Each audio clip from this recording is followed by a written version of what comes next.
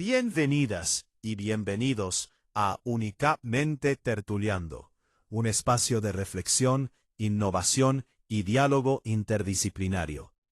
Este podcast es coproducido junto a Tertulia Académica Virtual, a quienes agradecemos profundamente por hacer posible este encuentro de ideas.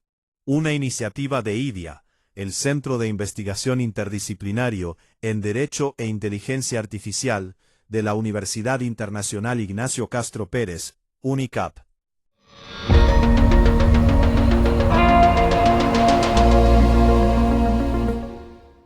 Bueno, bienvenidos a la segunda parte de este capítulo tremendo que tenemos el día de hoy, titulado Algoritmos para la Tierra, navegando en la paradoja entre la innovación digital y la sostenibilidad planetaria. Mi nombre es Marisol, el día de hoy seré la entrevistadora y estamos junto a Alonso. Muchas gracias por la invitación, Marisol. Es un gusto poder estar en este espacio de conversación y poder compartir estas reflexiones que creo yo hoy que son mucho más importantes y más necesarias que nunca. Me presento, mi nombre es Alonso Buceta Silva, soy licenciado en Educación y profesor de Educación General Básica con menciones en Lenguaje y Matemáticas. Actualmente mi trabajo está centrado en la enseñanza de las ciencias naturales y la educación ambiental, y he participado además en diversas iniciativas y organizaciones socioambientales en Chile, en la cual busco profundizar mi formación en educación ambiental e innovación pedagógica. Súper, cuéntame un poquito más de cómo iniciaste tú en el mundo del medio ambiente. ¿Cuál fue tu motivación? Bueno, mi enfoque pedagógico vinculado, ¿cierto?, con el cuidado del medio ambiente nace desde una convicción en realidad bien clara, que es que la educación no puede quedarse solamente en el discurso. En educación ambiental hablamos, ¿cierto?, mucho sobre la concientización y el cuidado del planeta. Sin embargo, esto debe estar conectado con la realidad concreta de los estudiantes y claramente muchas veces termina siendo algo superficial e incluso desconectado. Desde ese punto de vista, mi metodología de trabajo y mi vinculación con la educación ambiental es activa, está situada y creo yo es profundamente contextual. Trabajo siempre desde el territorio, desde los problemas reales que viven las comunidades. Esto fue gracias a raíz también de participación, como mencioné anteriormente, en diversas organizaciones socioambientales, entre ellas Fridays for Future, Escazú Ahora Chile, y ahora actualmente me encuentro trabajando como voluntario en el Instituto de Jane Goodall. Entonces, al estar en contacto profundo con el territorio, hemos visualizado, ¿cierto?, que existen problemas medioambientales dramáticos que me imagino ya los oyentes de este podcast probablemente se podrán imaginar, como la escasez hídrica, la contaminación del aire, la pérdida de la biodiversidad o conflictos socioambientales. Y yo creo que ese es el punto de partida de mi propio aprendizaje. Entonces, dicho desde ese punto en específico, intenté como llevarlo a cabo a la sala de clases, que siempre fue mi vinculación directa con la educación, ya que considero que la educación es el motor más importante del cambio para generar un avance significativo en la humanidad y, por tanto, un mejor mañana, ¿no? Entonces, yo diría que tal vez eso responde un poco a la pregunta. Súper. Entonces, por lo que entendí yo de lo que me acabas de explicar, tu metodología se basa en la geopedagogía, es decir, en base a las personas, y también se complementa con la ecopedagogía, ¿no? Sí, ¿Me bueno, podrías explicar un poco más sobre la ecopedagogía? sí, completamente. Tiene mucha vinculación con la geopedagogía y también con la ecopedagogía. La ecopedagogía es un término que nace por allá de los 90, nace con un pedagogo muy reconocido en el mundo de los educadores, que es un pedagogo brasileño llamado Paulo Freire. Y en este contexto la ecopedagogía es un eje súper importante. La ecopedagogía en el fondo no busca solamente enseñar contenidos sobre naturaleza, es un enfoque educativo que busca comprender la relación entre lo ambiental, lo social, lo cultural y lo económico. Nos invita mucho a cuestionar cómo habitamos el mundo, cómo estamos consumiendo, ¿cierto? Y cómo nos relacionamos con otro y con el entorno en el cual nos desenvolvemos. Lo que busca promover esta metodología y lo que en el fondo se diferencia un poco de la educación ambiental es que busca generar ciudadanos críticos, conscientes y comprometidos con el cuidado de la naturaleza, pero que no solo sean un vaso medio vacío que, ¿cierto?, reciban la información, sino que a su vez sean capaces de interpretarla, cuestionarla y actuar en consecuencia. Y aquí es donde se conecta directamente con el tema de hoy, que es el que me gustaría hablar, que es la relación de la naturaleza, el medio ambiente y la inteligencia artificial. Súper. ¿Me podrías explicar más o menos lo que tú entiendes como por esta relación que hay entre la inteligencia artificial y el medio ambiente? Claro, mira, yo creo que el principal, para explicar un poco esa relación, tenemos que situarnos en el problema y el desafío actual que tenemos hoy día como sociedad. Ya que hoy en día, por ejemplo, tenemos un bombardeo de IAs y bombardeo de diferentes como estructuras tecnológicas que nos están facilitando un poco más la vida. También programas, software y todo lo que corresponde a un mundo que cada vez se está digitalizando mucho más. En ese sentido, no es solo basta, creo yo, como educador, aprender a usar la tecnología, sino que también aprender a usarla con el sentido que corresponde. En ese contexto, la ecopedagogía nos entrega un marco ético para preguntarnos constantemente, ¿esta herramienta que está contribuyendo al bienestar de la vida o está profundizando dinámicas de consumo y desconexión con el entorno en el cual me desenvuelvo? Entonces, bajo esa lógica, hay una condición muy fundamental acá que hay que tocar y es el desarrollo del pensamiento crítico. No podemos posicionarnos, creo yo, como usuarios pasivos frente a la tecnología y creo que es necesario entender su lógica, cuestionar sus implicancias y tomar decisiones informadas en cuanto al uso que estamos haciendo de ella. Y en ese sentido, la inteligencia artificial, creo que yo pienso, no debe reemplazar nuestra capacidad de pensar, sino más bien debe desafiarnos a cómo pensar mejor. Y ante ello, para poder explicar de manera más concreta de cuál es la vinculación que tiene el medio ambiente con la educación y con la inteligencia artificial, me gustaría saber si es posible poder llevar a cabo algunos casos prácticos para que los auditores tal vez puedan en su imaginativo entender cómo funciona un poco mejor esto o cómo debemos relacionarnos con inteligencia artificial en pos de beneficiar al medio ambiente. Sí, por supuesto, creo que es súper importante enseñar a través de la ejemplificación. Así que dale nomás. Súper. Bueno, para llevar a cabo esta entrevista, yo investigué algunos casos prácticos que sucedieron alrededor de Latinoamérica, que fueran concretos, y decidí inspirarme en dos casos. Uno está situado en México y otro está situado en Chile. Voy a hablar netamente primero del caso de México. En una escuela primaria, estudiantes de tercer grado trabajaron una pregunta muy potente, que es la siguiente: ¿cómo sería nuestra vida si perdiéramos los recursos naturales básicos para sobrevivir? Bien, esto se realizó en una provincia llamada, aquí, discúlpenme los auditores, la gente que está oyendo, Neocihualcatl, creo que lo dije bien. Y lo que buscaban hacer los investigadores con esta pregunta en esta escuela primaria era, en el fondo, ver si la tecnología, en este caso incluida la inteligencia artificial, no se utilizara como un fin en sí misma, sino como un medio para provocar una reflexión. En el fondo querían generar que los estudiantes se imaginaran escenarios, desarrollaran el pensamiento crítico y al mismo tiempo pudieran conectar emocionalmente con la problemática ambiental. Dicho esto, eh, los investigadores contextualizaron la enseñanza, entendieron un poco las necesidades de los estudiantes, realizaron evaluaciones diagnósticas a toda la comunidad en general, con el objetivo de que no solamente enseñaran contenido, sino que también generaran conciencia a los estudiantes. De esta forma, generar una relación un poco más profunda con el entorno. Los resultados de ello fueron que generaron estudiantes que eran cada vez más conscientes de las problemáticas medioambientales se situaban alrededor de su comunidad y por lo tanto generaban respuestas o reflexiones un poco más coherentes con respecto a los contenidos y los objetivos vistos por los investigadores, y llegaron a la conclusión de que sí, la inteligencia artificial podía ser una eficaz herramienta pedagógica para generar estudiantes cada vez más críticos. Sin embargo, este estudio cuantitativo, diría yo, fue suficiente para poder calificar si realmente la inteligencia artificial puede o no ser una ayuda para generar estudiantes cada vez más comprometidos con el cuidado del medio ambiente. Por esta razón, decidí traerles a ustedes un segundo caso, el cual se los voy a mencionar ahora. Espera, dame un segundo. Antes de que pasemos al siguiente caso, te quiero hacer una pregunta. Ya, Obvio, porque dime.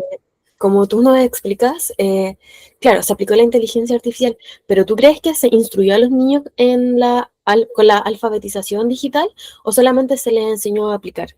Onda, ¿fueron incluidos en este proceso de aprendizaje o solamente se les dijo, tomen, esta es la herramienta para llegar al fin?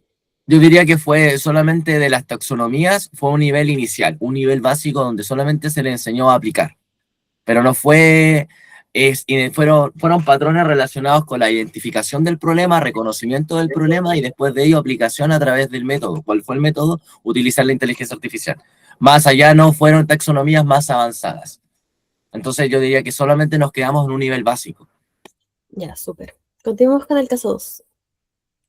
Bueno, el caso 2 fue realizado en Chile, específicamente en la localidad del Cajón del Maipo, donde se trabajó con niños y niñas en la protección de especies nativas que nosotros presentamos acá, entre ellos el bagre, el puye y el pejerrey chileno. Estas especies actualmente están catalogadas por, bueno, no recuerdo en este momento el organismo que cataloga en el fondo las especies nativas y endémicas que tenemos en nuestro país, su categorización si están en situación vulnerable, peligro crítico de extinción, pero los investigadores de la Universidad de Chile que realizó este proyecto tomaron estos 3 casos porque estaban situados en el contexto territorial en el cual se desenvolvían los estudiantes. Estos estudiantes estaban literalmente muy cerca del río Maipo, donde habitaban estos 3 peces.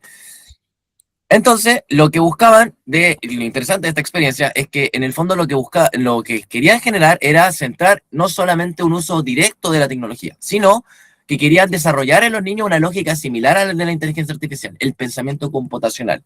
Es decir, en otras palabras, a diferencia de México, no le iban a pasar a los niños directamente el computador o el celular para decirles como, este es el programa que tienen que utilizar para realizar esta investigación, sino que todo fue como un método, un playgate, es decir, simplemente no vamos a utilizar directamente la inteligencia artificial, vamos a enseñarle a los niños cómo opera la inteligencia artificial sin mencionarle que lo estamos usando o sin mencionarle algún programa.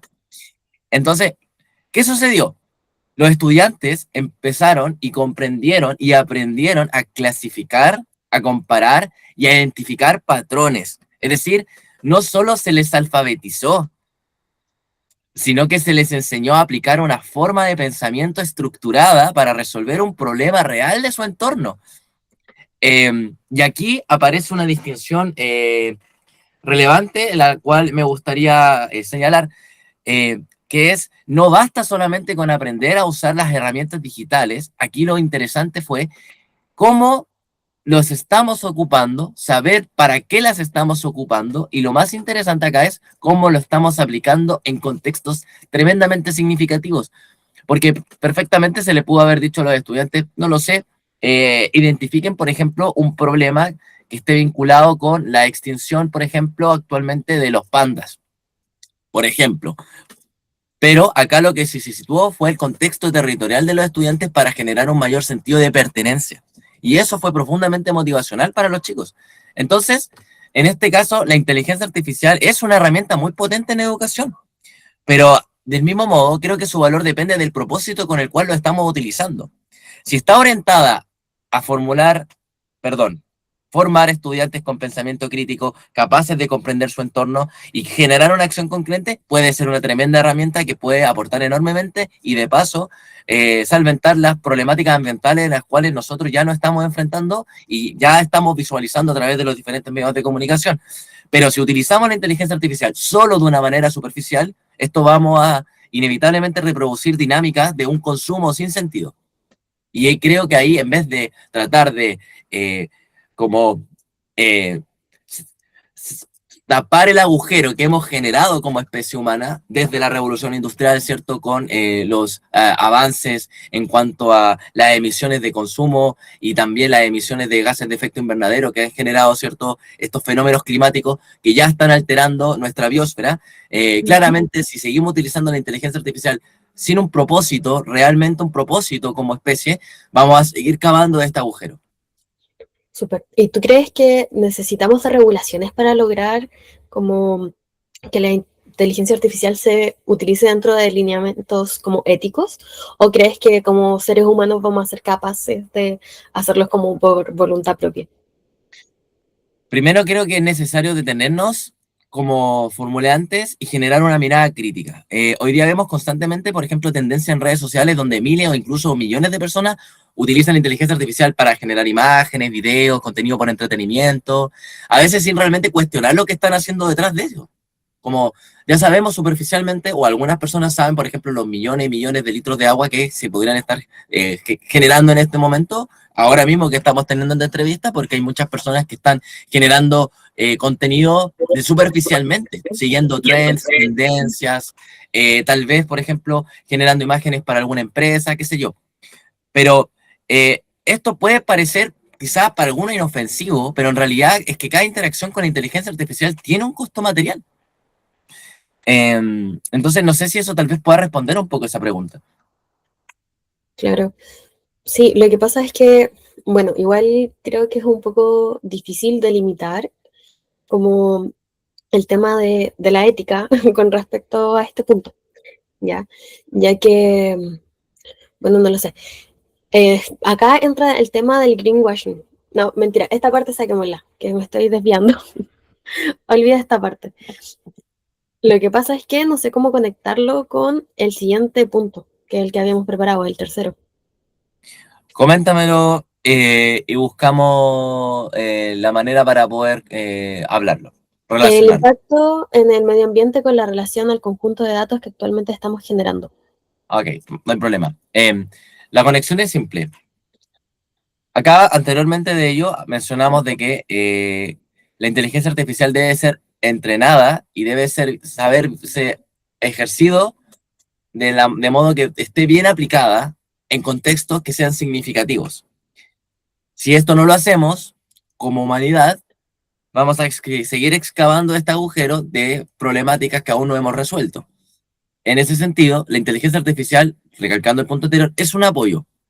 Pero las personas no saben esto porque lo seguimos viendo como una mera herramienta para satisfacer demandas, a mi gusto, muy superficiales, como los trends de TikTok o, por ejemplo, estas como juegos que se hacen en Instagram, por lo que yo he visto mayormente, o como solventar necesidades de la empresa o de influencers que ocupan la inteligencia artificial para generar contenido rápido y que sea consumido por millones en cosas de segundos. Pero ¿cómo delimitaríamos cuál es el uso ético y no ético de la IA? Yo creo que para dar de respuesta a esa pregunta, es importante entender primero cómo funciona la IA. Porque si nosotros entendemos cómo funciona, ahí podemos hacer el juicio moral de decir como, ok, entiendo cómo funciona el programa. ¿Debería como yo hacer algo al respecto? Y ahí yo creo que queda en la ética de cada persona entre lo que es correcto y lo que no es correcto. Claro, y Yo para creo que llegar a ese discernimiento entraría el tema de la ecopedagogía, ¿no? totalmente, totalmente. Y la ecopedagogía en ese escenario no es solamente dar conciencia a los estudiantes porque sí y darle las herramientas porque sí, porque los casos concretos que se hizo en México y se hizo en Chile fueron contextos ecopedagogos para que los estudiantes tomaran más acción y conciencia de su entorno. Ahí también es necesario la información y la información que sea fidedigna. Porque si combinas una información, una base confiable de una investigación que esté bien estructurada en sus partes y generas compromiso de la persona con la comunidad en el cual se desarrolla, encuentra este sentido de pertenencia y esta persona puede llegar a la reflexión de tengo que hacer esto por mi entorno, por mí y por las personas que conozco. Súper. ¿Crees que actualmente hay un uso indiscriminado de recursos para almacenar la información, solicitar productos, etcétera? Sí, mira, partamos yo creo que desde lo más básico. Detrás de cada imagen que nosotros generamos día tras día, detrás de cada consulta que le hacemos, por ejemplo, a, no sé, ChatGPT, Gamma, por Notebook LM, que son, por ejemplo, las inteligencias artificiales del momento, eh, cada proceso requiere, ¿cierto?, que exista un centro de datos que esté funcionando de manera continua para que esa inteligencia artificial opere. Y estos centros, ¿cierto?, requieren enormes cantidades de energía para operar y también grandes volúmenes de agua para poder refrigerar su sistema y evitar el sobrecalentamiento. Entonces, si hay un uso indiscriminado de la inteligencia artificial, sí, existe. Y lo podemos ver en todas partes. Yo creo que hasta no solamente necesitamos verlo en nuestro celular. Yo la otra vez estaba tomando el metro y también me di cuenta que habían carteles creados con inteligencia artificial. En el metro, por ejemplo, algunas grandes ya transnacionales o empresas los ponen en sus afiches publicitarios en plena avenida, ¿cierto? Entonces yo creo que lo que está ocurriendo actualmente en el mundo no es digital hablando, ya no está separado del mundo físico, está profundamente conectado. Cuando generamos contenido de manera masiva y muchas veces este contenido es desechable, estamos participando en una cadena de consumo que tiene impactos reales. Estamos hablando de emisiones de carbono, uso intensivo de los recursos hídricos, presión sobre el sistema energético. Es como cuando, por ejemplo, en un momento estuvo muy de moda el tema del fast fashion. Todo el mundo estaba hablando del fast fashion, de lo que hacían marcas, por ejemplo, como Shane, H&M, Forever 21, ¿cierto? Que en el fondo tenían sus empresas, ¿cierto? Ya que eran transnacionales en países industriales del tercer tipo, por ejemplo, no sé, Bangladesh, Indonesia, ¿cierto? Algunos en China, donde hablábamos se visualizaban varios documentales que existía sobre explotación laboral para generar grandes cantidades de ropa que eran vendidas en tiendas de todo el mundo para que las personas las compraran y en 6 meses la desecharan. Pero la desechaban, ni siquiera se podía volver a reutilizar esa prenda y esa prenda terminaba en algún lugar, como por ejemplo el desierto de Atacama en Chile, que cierto mantuvimos mucho este problema de una montaña de prendas de ropa.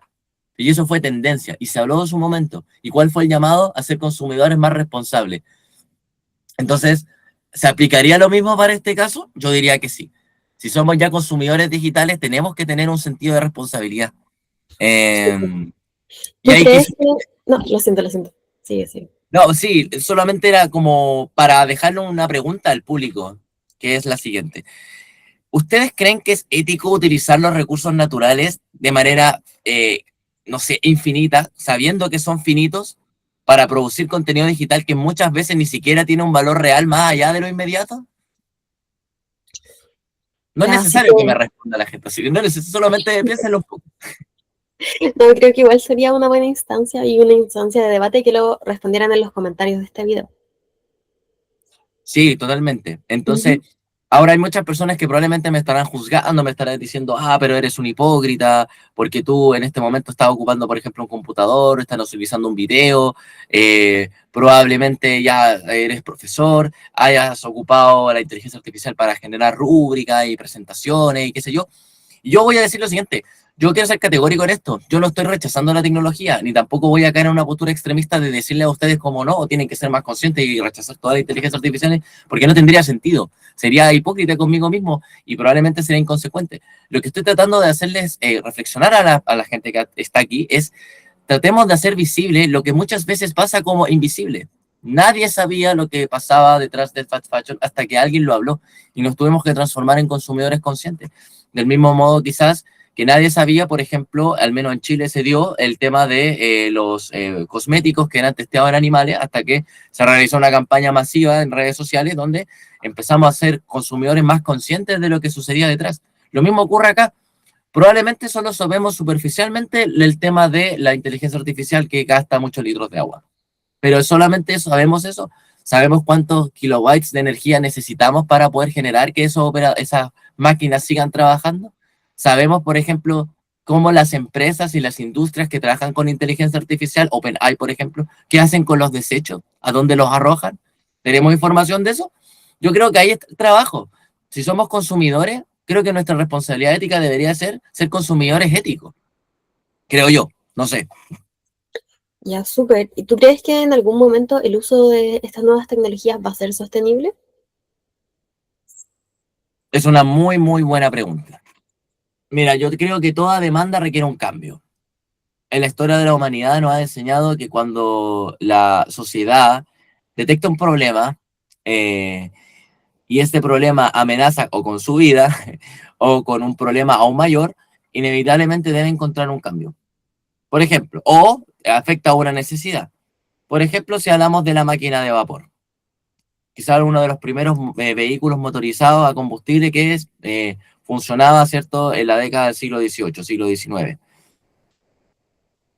El ser humano probablemente en algún momento le encontró una utilidad, pero después empezó a analizar y dijo, puedo satisfacer de otras maneras mis necesidades. Y empezó a repensar otras maneras de diseñar otros tipos de vehículos, ¿cierto? Hasta la evolución que tenemos el día de hoy, que son los coches eléctricos, ¿cierto? Que ya no emiten ningún tipo de emisión, tienen combustible limpio, ¿cierto? quizás tiene algunas de sus consecuencias, como podría ser que depende de baterías de litio que se extrae de países como el caso de nosotros, ¿cierto? Y que eso genera tráfico de influencia y genera todos los conflictos globales que nosotros ya hoy día estamos viendo. Claramente que sí, pero que hubo un cambio significativo en beneficio de algo mayor, lo hubo. Entonces, yo pienso que puede ocurrir lo mismo con la inteligencia artificial, pero para que ello ocurra, dependerá solamente de que la sociedad en sí misma lo observe, lo analice y lo sitúe y diga, hoy creo que merecemos algo mejor o merecemos como que nuestras necesidades no estén como interpuestas también en la sanidad, por así decirlo, del planeta. ¿Se entiende?